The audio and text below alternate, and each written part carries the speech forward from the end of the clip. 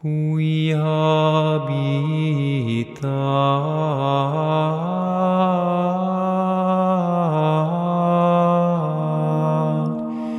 in adiutorio altissimi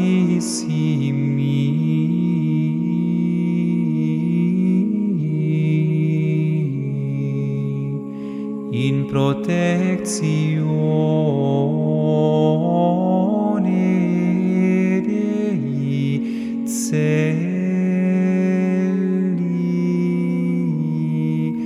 commorabi tu.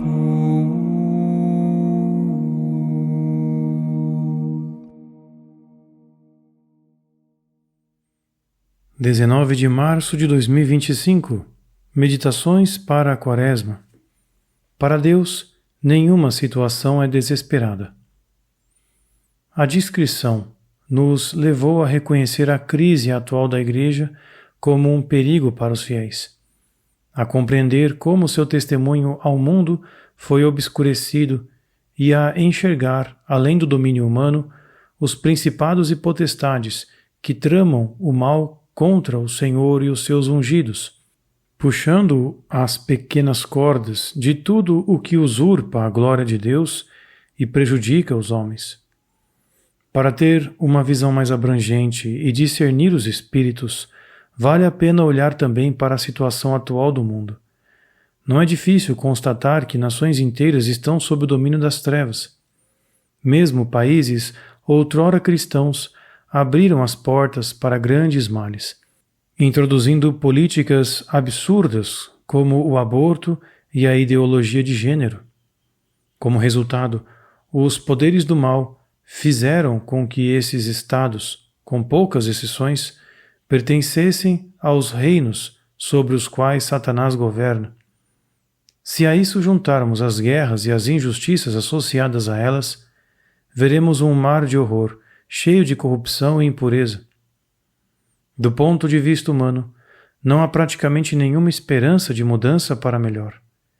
Se a Igreja Católica, por causa de sua atual liderança, perder sua voz profética de correção frente a um mundo cada vez mais anticristão e até cooperar com poderes políticos corruptos, então aumenta o perigo de que se erga um governo anticristão que começará a perseguir aqueles que mantêm os mandamentos de Deus e o testemunho de Jesus. Tal governo pode se materializar no filho da perdição, um anticristo ou mesmo o último anticristo, que se manifestará no fim dos tempos e exercerá um governo mundial satânico por algum tempo. O trágico para nós, católicos, é que não podemos contar com as atuais autoridades eclesiásticas para identificar e advertir o rebanho, mas podemos até ser promotores desse falso rei, que trará grandes sofrimentos a toda a humanidade e, no pior dos casos, será adorado como uma espécie de Messias. Sem dúvida, o resultado a que a discretio nos conduziu é grave.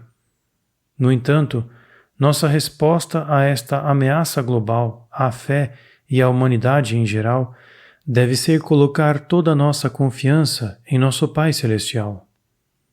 Por mais que o inimigo se apresente como onipotente e pareça ter tomado todas as medidas, ele continua sendo o enganador de si mesmo.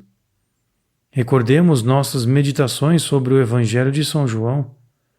O Senhor foi bloqueado de todas as formas para poder continuar sua missão de levar sua palavra aos homens e fazê-los experimentar a bondade do Pai Celeste.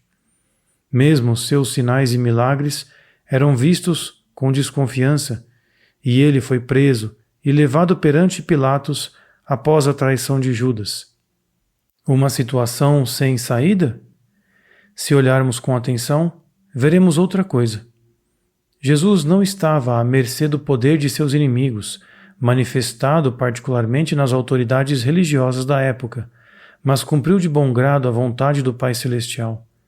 Este, por sua vez, aceitou as atrocidades que o seu Filho teve de suportar como expiação pelos pecados da humanidade. Afinal de contas, Era Deus quem tinha a última palavra. Ele usou tudo para a salvação da humanidade. Voltaremos a este assunto na Sexta-feira Santa. Esse é o ponto de partida do nosso combate espiritual. A discrição, isto é, o discernimento dos espíritos sobre a situação atual da Igreja e do mundo, é necessária, mesmo que não seja preciso conhecer todos os pormenores para não agirmos como que ao acaso e lutarmos como se estivéssemos batendo no ar. É preciso saber onde estão os enganos, onde o inimigo encontrou brechas para se infiltrar no castelo da Igreja e como tenta aproveitar todas as oportunidades para destruí-la. Devemos evitar qualquer tipo de cooperação com o inimigo e, em vez disso, oferecer-lhe resistência com o poder do verdadeiro Rei. É aqui que entra em jogo a nossa vida espiritual, que tem enorme importância no combate. De fato, é essa a armadura que nos revestimos, nossa vida com Deus e em Deus. Quanto mais estivermos unidos ao Senhor, mais Ele poderá agir por meio de nós e ocuparemos o nosso lugar no exército do Cordeiro. Paulo nos equipou para o combate espiritual com as armas descritas no capítulo 6 da carta aos Efésios. Voltando ao início destas meditações quaresmais, nos próximos dias queremos nos debruçar sobre as diferentes propostas dos padres do deserto. Fazer isso nos acompanhará com a virtude da discrição, sugerida por Santo Antônio Abade. Revestidos dessa armadura, poderemos marchar para o combate inevitável com confiança no Senhor. Muitos santos também o enfrentaram, e inúmeros anjos acompanharão aqueles que se manifestarem fiéis ao testemunho de Jesus, mesmo em tempos de tribulação. Se permanecermos com o Senhor, nada nos acontecerá. Aconteça o que acontecer, seremos capazes de enfrentar todos os desafios com a força dele, porque pertencemos ao Senhor. Nos dias seguintes, seremos acompanhados pelo canto do Salmo 91, em uma melodia muito solene e longa, razão pela qual decidimos dividi-la em várias partes, das quais ouviremos as primeiras hoje. Quem habita ao abrigo do Altíssimo e vive à sombra do Senhor Onipotente diz ao Senhor: Sois meu refúgio e proteção, sois o meu Deus no qual confio inteiramente. Do caçador e do seu laço ele te livra. Dicet Domino,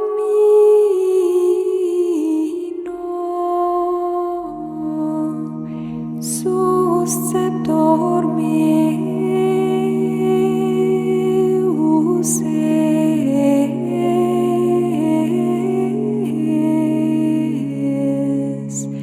et refugium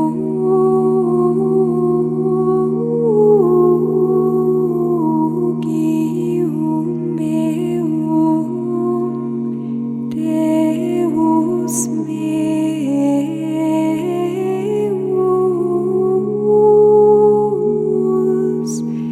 sperabo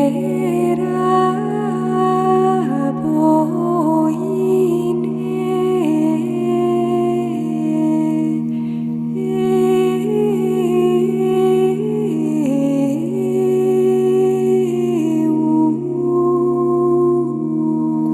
Quonia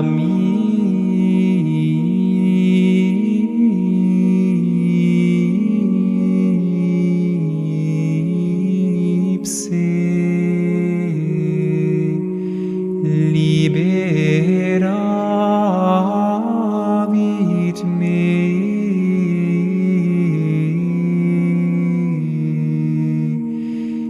delaque ovenantium